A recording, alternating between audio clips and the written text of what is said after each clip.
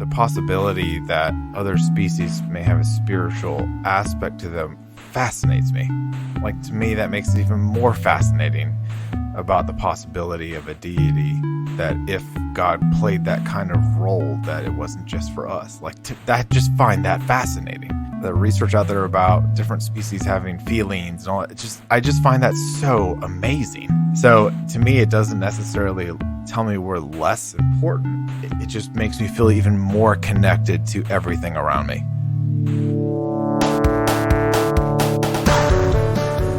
You are listening to the Down the Wormhole podcast, exploring the strange and fascinating relationship between science and religion. This week, our hosts are... I'm Kendra Holtmore, PhD student at Boston University, and my favorite board game is Balderdash. My name is Ian Benz, Associate Professor of Elementary Science Education at UC Charlotte. Currently, one of my favorite board games to play is Cards Against Humanity. Zach Jackson, UCC pastor in Reading, Pennsylvania, and my favorite board game of the moment is Dixit. Rachel Jackson, Rabbi at Agudas Israel Congregation, Hendersonville, North Carolina. And my favorite tabletop board game to play is Cribbage. But I do have to add that I just stumbled upon a game called A Game for Good Christians. Oh my gosh. I gotta look that up.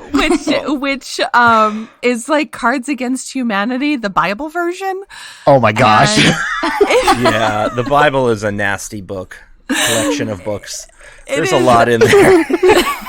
You have to have a particular audience to play that with. So it can't be my favorite game.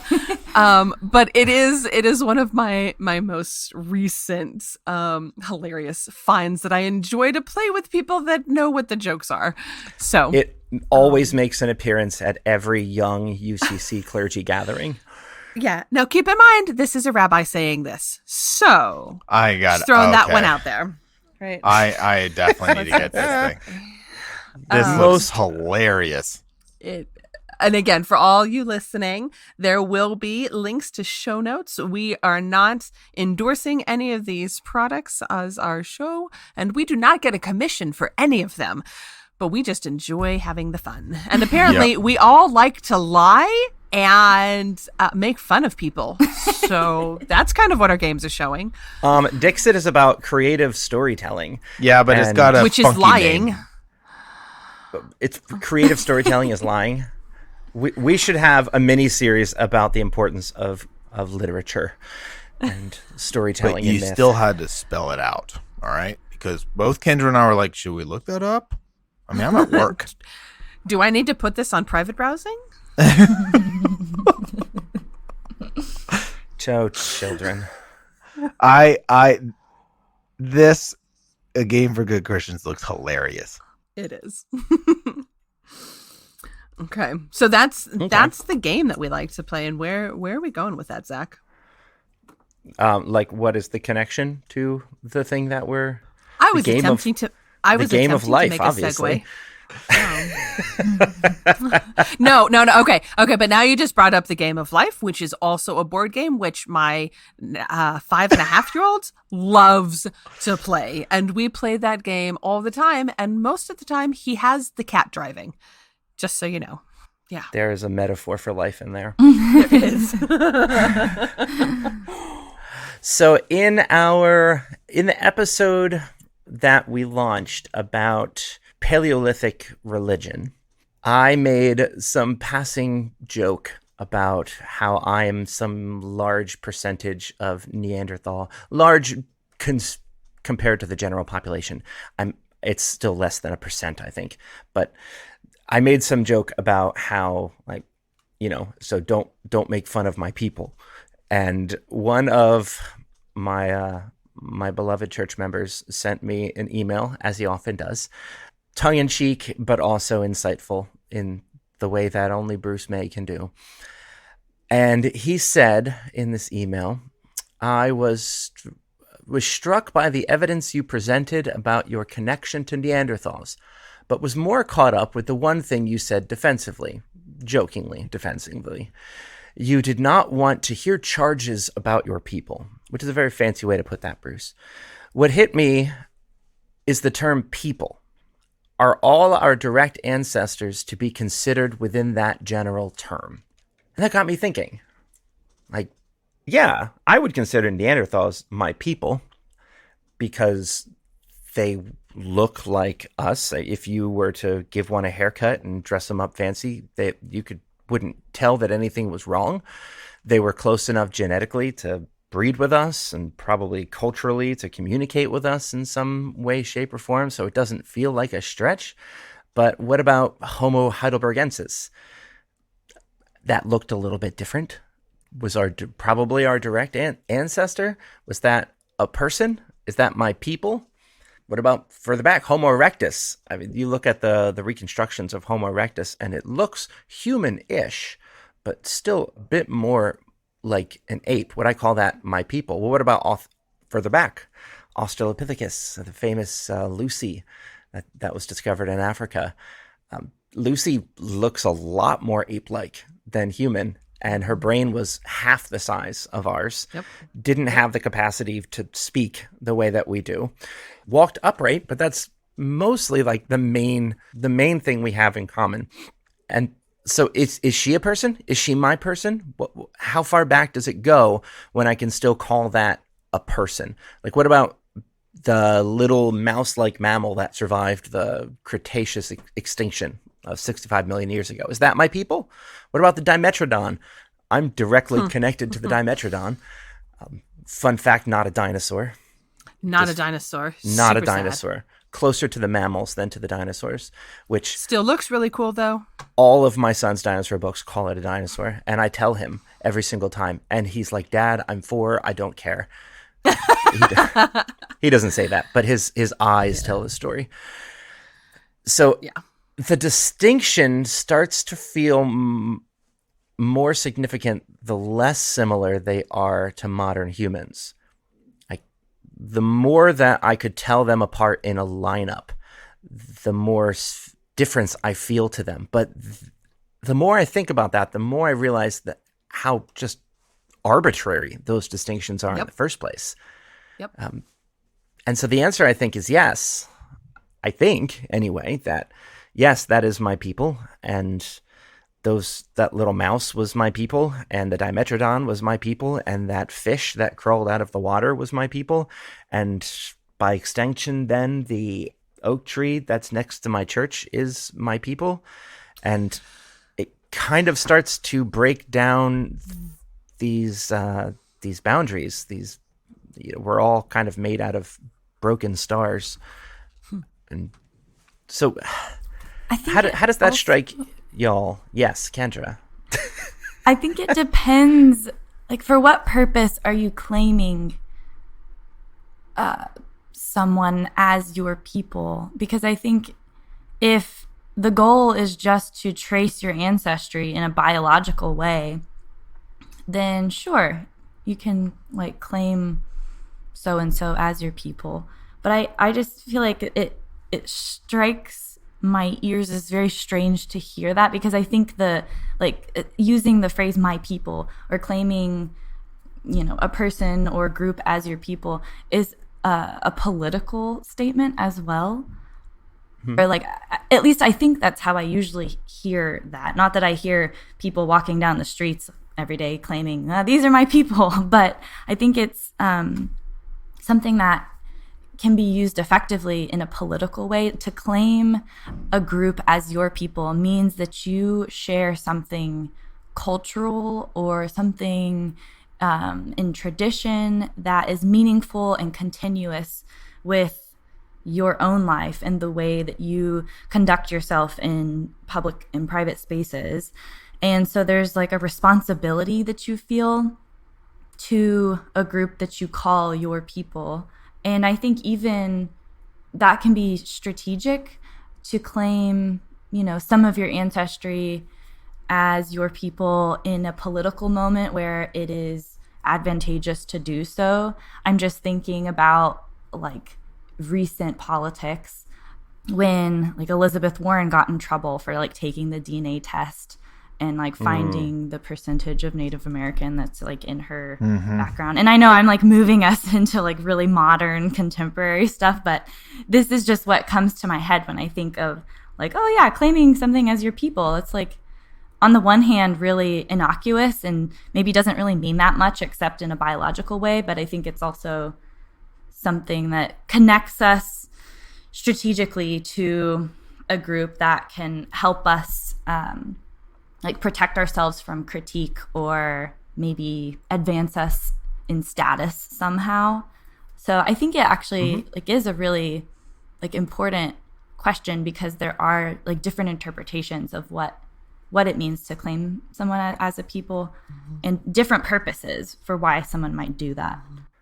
Yeah. So like I think of the closest that humanity has ever come to world peace was the summer that Pokemon Go came out, where you just had people Amen. walking around with phones out and just at parks and out on the streets. And if you saw somebody walking down the street with their phone out, you could walk up to them and say like, hey, what team are you on? Go Team Mystic. Yeah. Right? Woo! Kendra and I are now ultra friends on Pokemon Go, by the way. But like I had so many Yeah, a conversations. few more weeks until we with- reach best friend status. Ugh, I can't wait. I didn't know the game still existed. Well, Well, you're out of the loop, Sorry. so but those couple of months, I met so many people and felt so comfortable going up and talking to them and just laughing with them. And it didn't matter, what they looked like or what how old they were or anything like that. Like there was just this kinship.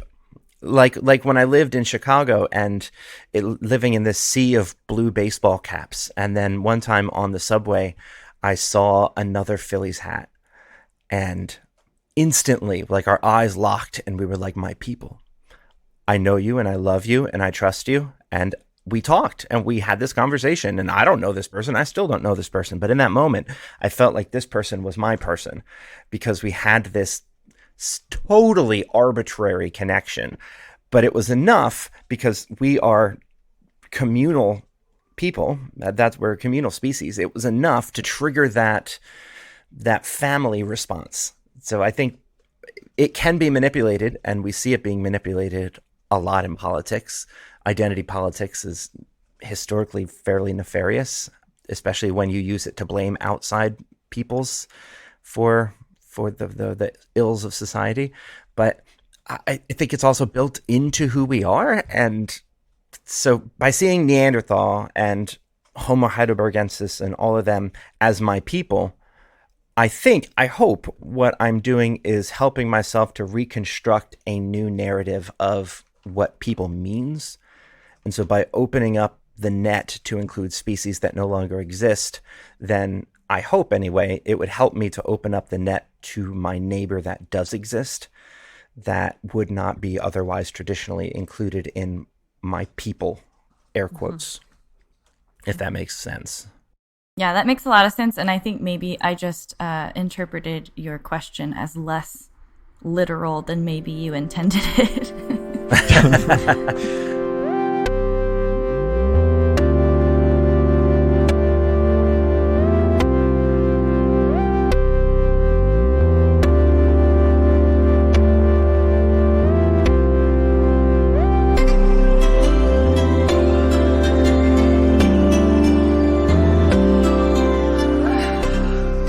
Many thoughts on this.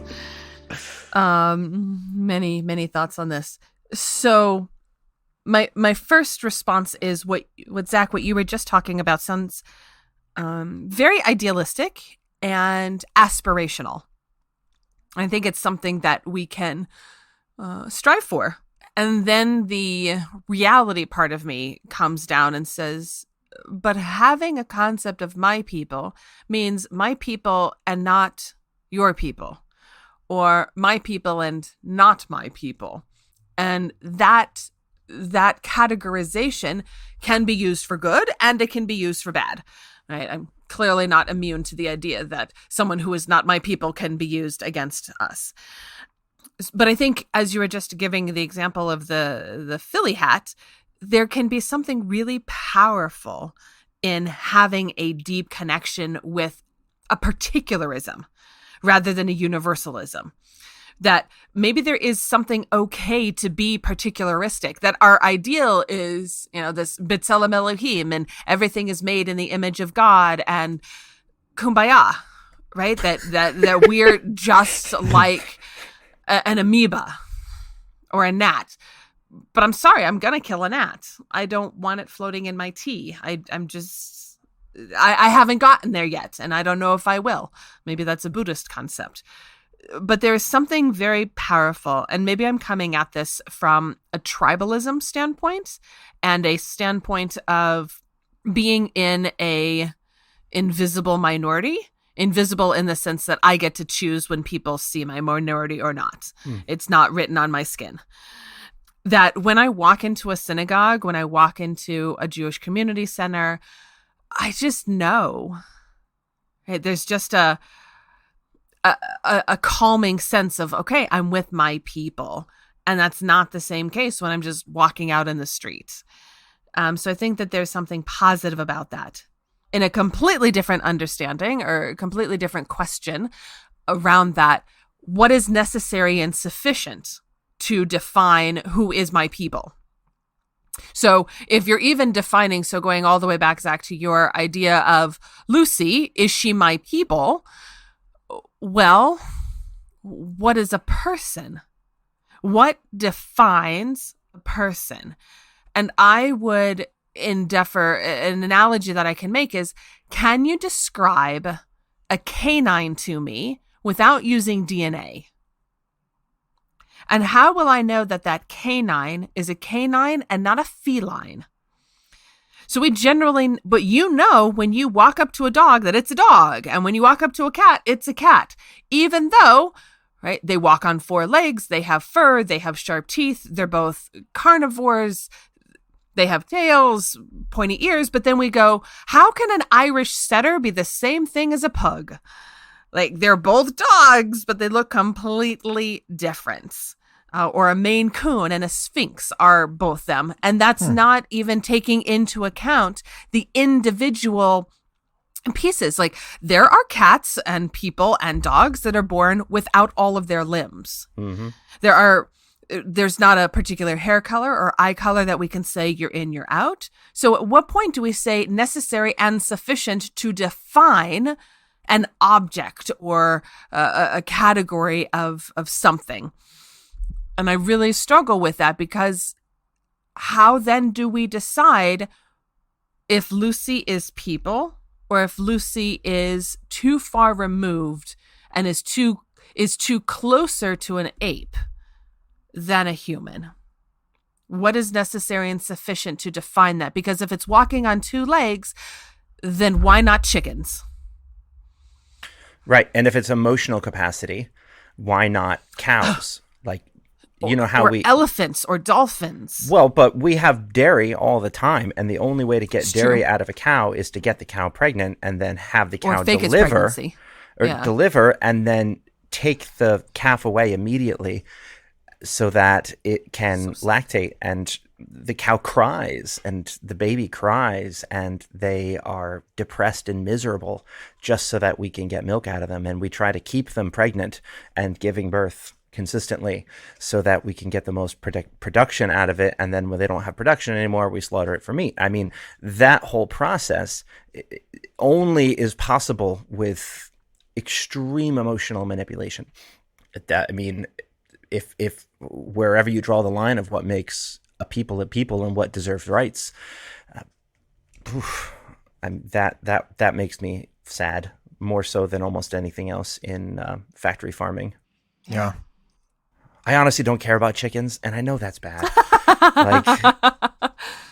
When I hear about horrible chicken good. conditions, it doesn't bother me as much as the crying cows for some reason. It's totally, I'm just being honest. Totally arbitrary. Totally arbitrary. It makes no sense. And as a person who is trying to be environmental in the way that you're eating also, and you're eating grasshoppers and crickets, I can't remember, is it both or just one? Mostly crickets. Mostly crickets. Sorry. Grasshoppers on tacos. Okay. For the added crunch instead of a... For all of our Mexican crunchy listeners, taco. you know what I'm talking about. That's a real thing. Yeah. Yeah, you talked about that a couple weeks ago. It was still Talk pretty about gross it then. again. Yeah.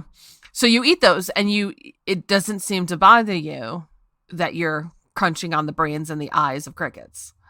Right. Right. And that they were, which means that they were fully alive when they were killed. And They're you're eating actually- their entirety. Crickets are killed by freezing. So Right. they put the container in the freezer and they fall asleep and then they die. So it's Oh. actually Well, a pretty but you're humane way making- to kill them.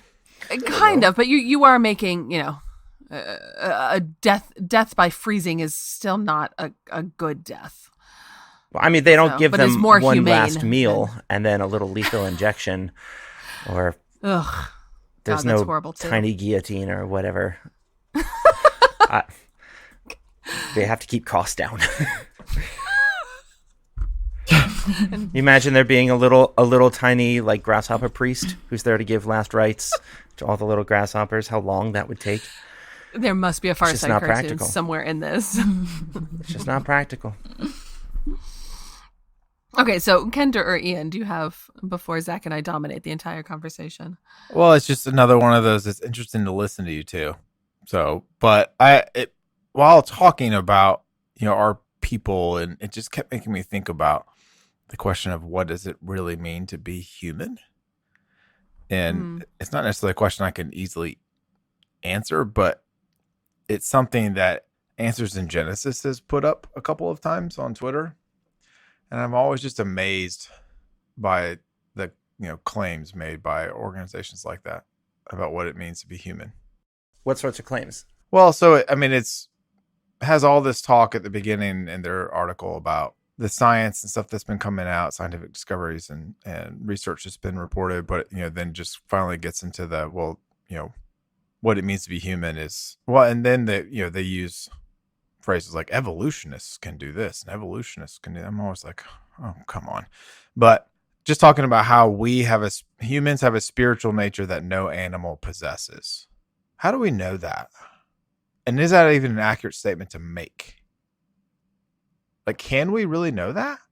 I think for a lot of people, it doesn't really matter whether we can know that. I think it's more about the feeling, appealing to feelings or morality or just narrative that sets Right. humans apart as something that's different and special. And that is really important for a lot of a lot of religious people, but Christians, since you brought up Answers in Genesis, evangelical Christians, because I think having human beings set apart as something different is really important for this redemption narrative of being special and loved by an omniscient, omnibenevolent God. And so I think it doesn't really matter if the science backs it up or not, because it's supposed to be something that you feel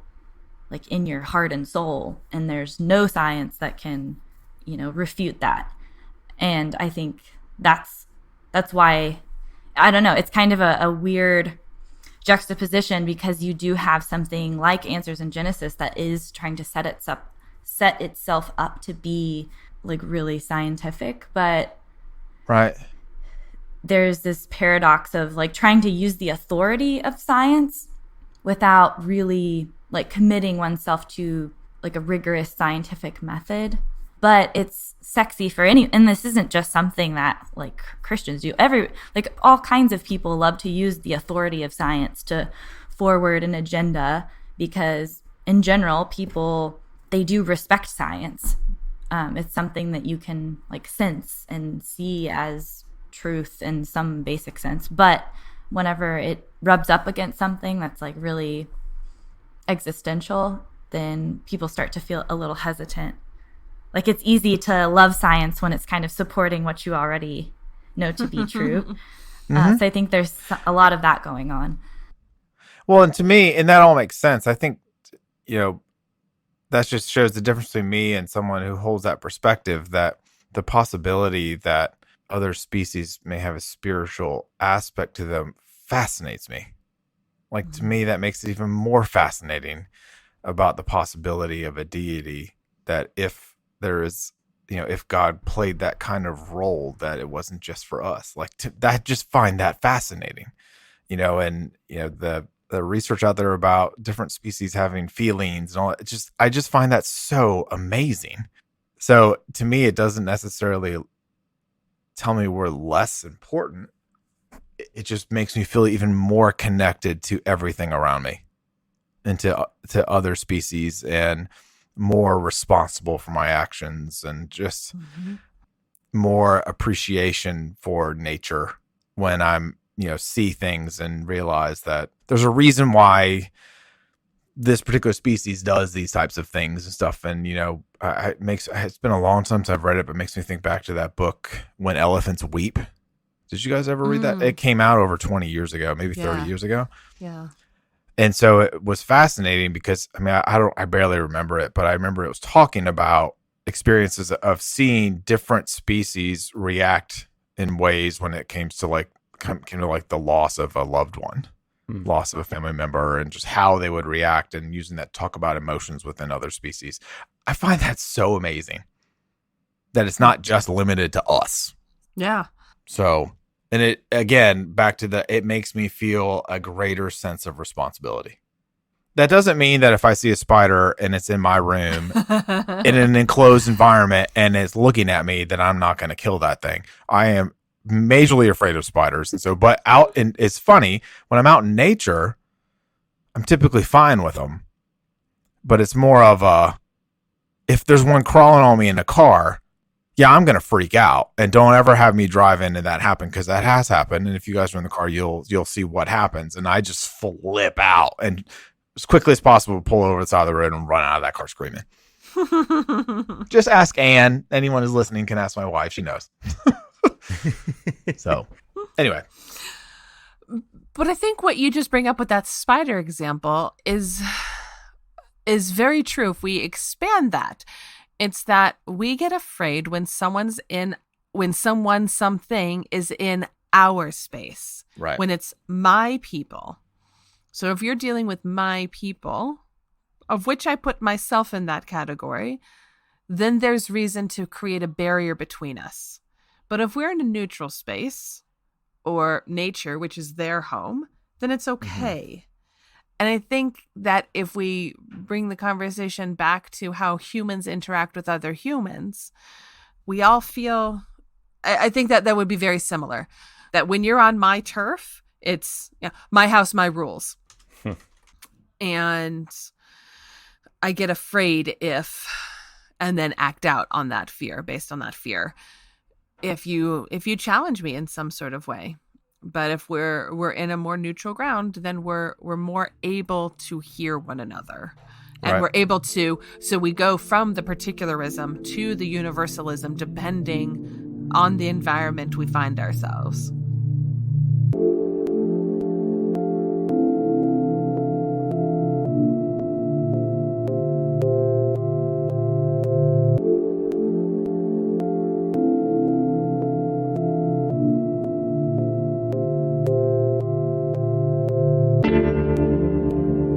So there was a pod of orcas, or killer whales, in Twofold Bay off the coast of Australia, who between 1840 and 1930, so 90 years, this pod worked alongside local fishermen to herd migrating baleen whales into the bay, so that the whalers could kill them, and then they would feed the orcas for their good deeds. And this is something, they didn't train them. They didn't raise them and then send them out to go hunt like dogs.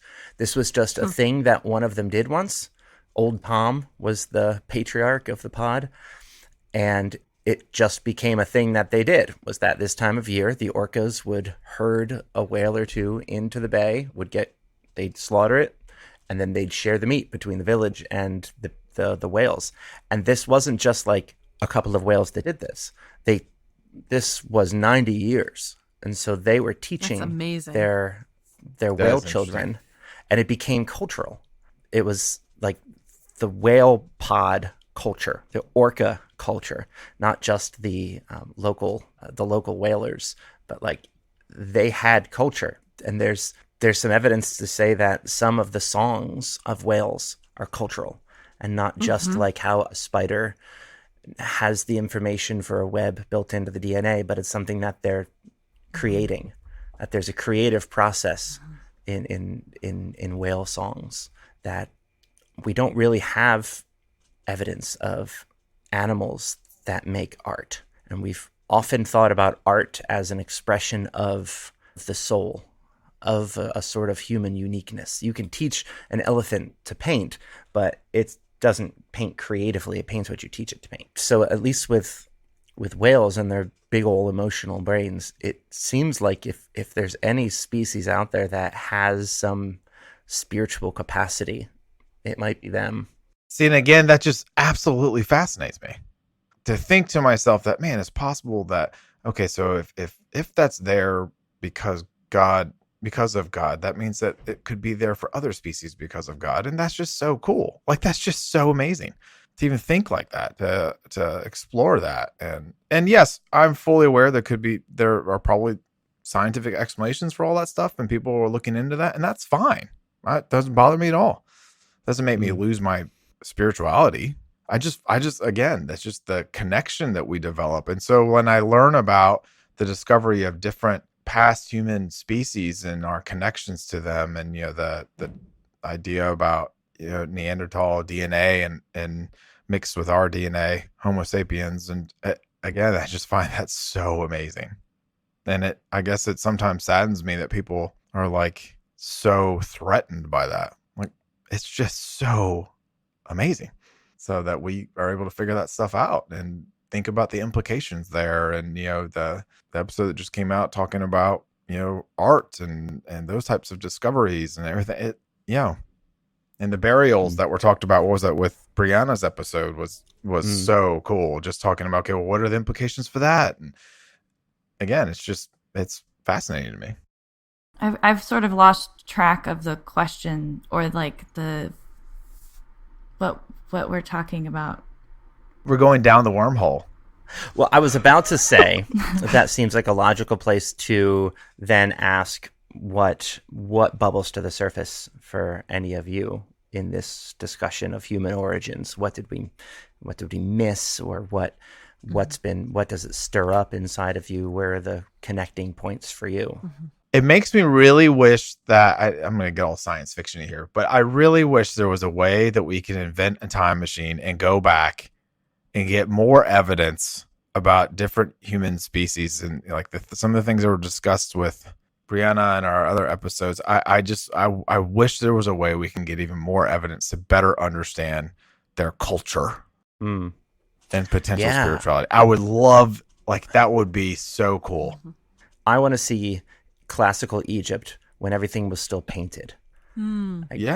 All of the statues. I want to see the pyramids still coated in glimmering limestone. Like, I want to see these old cultures as they were and not as they are today. I want to know about the change of language, how we moved from environmental language, such as careful, lion over to the right.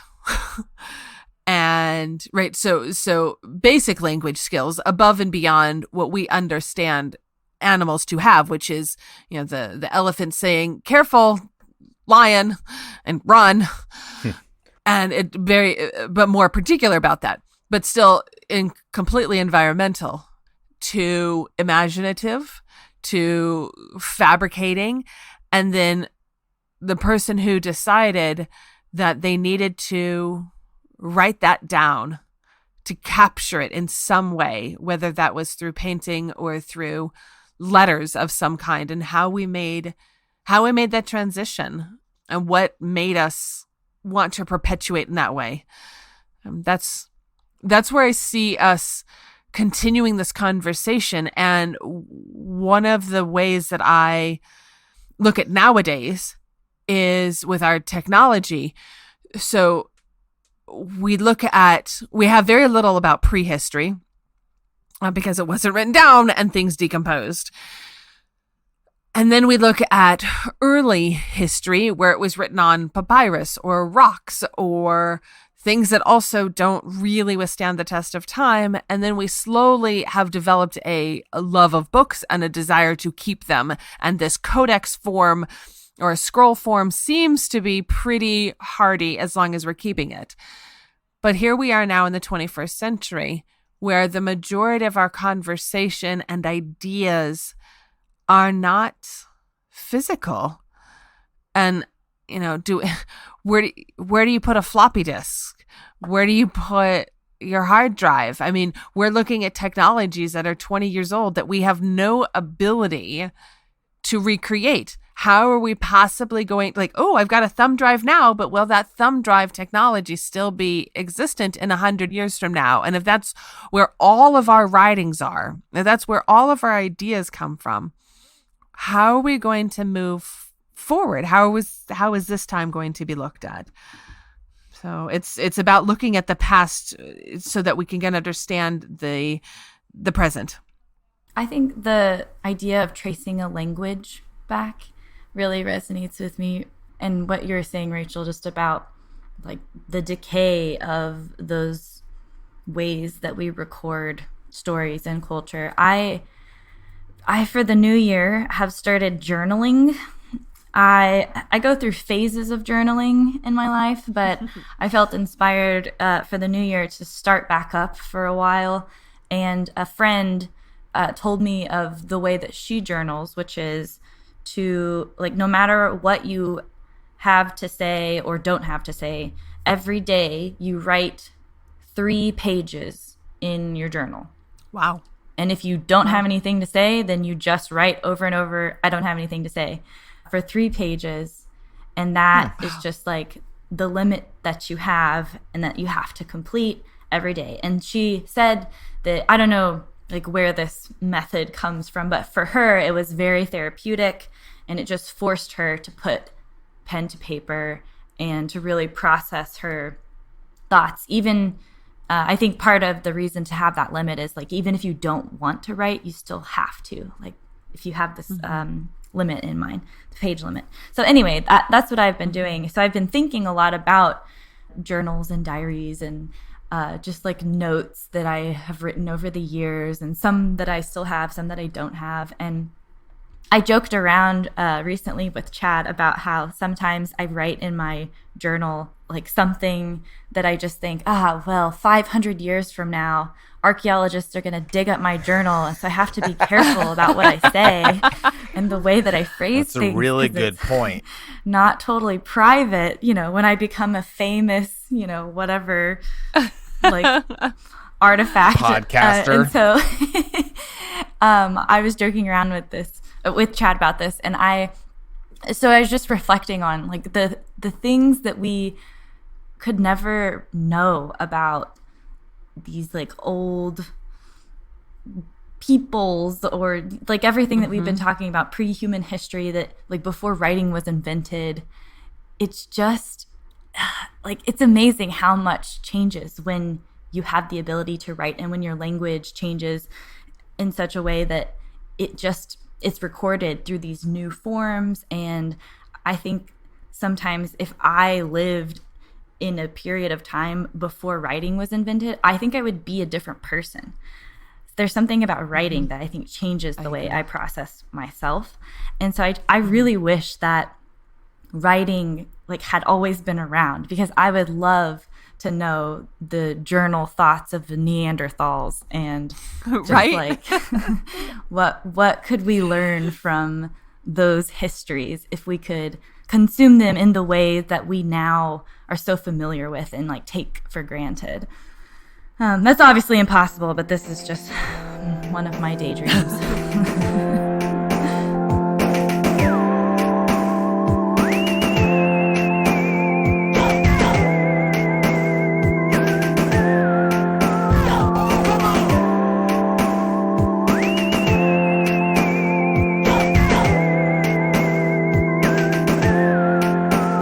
any of you ever read the graffiti that was discovered in Pompeii?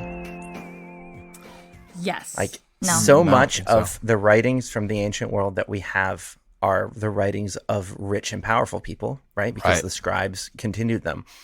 But there's graffiti on the walls of Pompeii, like there Yep. is in every place, and the volcano preserved it. So it's all this writing of just like common folks, and Pompeii was kind of a trashy city. It was like Vegas for rich people. You know, there's brothels everywhere, and just it was a vacation destination. And I can't read you most of these because I'm They're in not- I'm they're in my not safe church for work. office and I can't say these things. Really? I'm gonna look this up. However, I they're hilarious too. There is one that I think is just so sweet at an old bar. It says, "We two dear men, friends forever, we're here. If you want to know our names, they are Gaius and Aulus." Aw, that's so cute. Right? Two best friends getting a drink together at the bar, carve in the wall like BFFs forever, and we still know their names. And I think that is so sweet. And like, I don't know what they did. They didn't conquer the world or whatever, but you know, they were best friends and we know their names. And Yep. I don't know. And here's another one. And of course, links in the show notes. Beautiful girl, you seek the kisses I stole. Receive what I was not alone in taking. Love. Whoever loves, may she farewell. It's just people hanging out with their besties and unrequited love and the same thing that we've all been going through time in memoriam. Or here's one at the bathroom. Hey, From love hey, to the pooper. bathroom. Hey, pooper. May everything turn out okay so that you can leave this place. So yeah, just outside the gates, defecator. Yeah. So what kind of a legacy will you leave, I think is the question. But seriously, there are all kinds of interesting things in the bathroom stalls at Boston University, at least. Have you noticed that since smartphones became a thing, there is far fewer graffiti on bathroom walls? Yeah, People are- that's a good point. They're looking at their phones. They're not writing things I on the don't walls know. anymore. You should come No? over to some of these bathroom stalls at BU. I sit in there for minutes longer sometimes, just reading everything on the walls. Would you be willing to take a picture, Kendra, and send it over so other people that won't get the ability to be in the bathrooms of BU can enjoy this as well? I could try, but I have Okay. noticed that at least in a couple of the bathrooms, every once in a while, facilities will come in and just like kind of paint over it or like, you know, give it a fresh look. Give it a And well. you If know, it happens, we would be able to enjoy our own graffiti. yeah. That is hilarious. See, now you guys got me all like really wanting to know more about the graffiti there because I saw a few and I'm like, what? So some of it is really interesting. Oh yeah, yeah. Listener at home, just pause the podcast wherever you are and find the link in the show notes to take you to some of these wonderful graffitis. Yeah, Make sure you're on your own personal server, absolutely. or even this medium, right? This podcast medium Yeah. where we have and share ideas and discuss things, and we're just everyday people, right? It might not be graffiti, but we're not the rich and powerful making decisions. And how will our conversations be recorded again in the future beyond this time frame? I think it's something for us to be able to think about, and whether or not it comes from a place of vulnerability of, oh man, what are they going to read in my diary? Or a place of pride and saying, yep, I literally had nothing to say today. So now you have 3 pages of nothing. Because nothing happens, because when you're just an everyday person, some days are completely not memorable. And that's okay. there was a study done sort of saying, are modern day humans happier, and are they worked more or less? Because we constantly think that the foragers, the hunters and gatherers, worked they worked all the time and they struggled, and they really didn't. They had plenty of time for gossip. They had plenty of time just to sit around the campfire and knit and enjoy each other's company and not stress. And even the most disparate of the people had 30, 35-hour work weeks. And what that says about us and how we, how the everyday person, I think that's what so many of us are interested in. And when we find examples, we realize that these are my people, that regardless of if they're 15,000 years ago and they're foragers and scavengers, that they want the same things we do. They want to be able to watch their children grow. They want to know that they're going to live without pain. They want to be able to be within community as large as they're able, right, emotionally and as well as physically. And they want to know that when they die, they will be remembered. And to me, that is the people. And if that's someone from 15,000 years ago, or the person next door, or the person a world away, that's what we want. And I think it expands to some of our non-human creatures in this world too. That's what they want. So I hope we get there. This has been episode 24 of the Down the Wormhole podcast. If you'd like to support the show, check us out on Patreon or at our website at downthewormhole.com. Seriously, every little bit helps us to grow this podcast and this work, which we feel is so important. If you're unfamiliar with Patreon, it's kind of like the public radio model, but for the digital age. You sign up for a regular monthly amount of giving that you feel comfortable with, and then there are progressively more awesome perks depending on how much you give, including a patron-only Discord channel, a patron-only podcast, the ability to choose future episodes, and more. Check it out at patreon.com/downthewormholepodcast, or just click the link in the show notes. Hopefully this will enable us to do more with this podcast and reach more people with this work. Next week, we are beginning our mini-series on the climate crisis and environmental justice, but we're taking a different kind of approach than usual. Instead of teaching you about the science, we are approaching it from our own emotional connections. So each week, a host will lead a science-based discussion about an element of a topic that we feel particularly passionate about.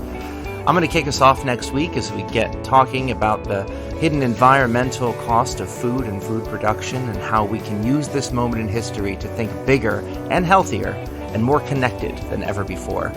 And now, a final word from Kendra, which was recorded after we finished, and will be the kind of life-changing insights that you can come to expect from our patron-only podcast in the works. If you can watch The Mandalorian and not cry watching Baby Yoda save the Mandalorian from a mudhorn, then you're a monster.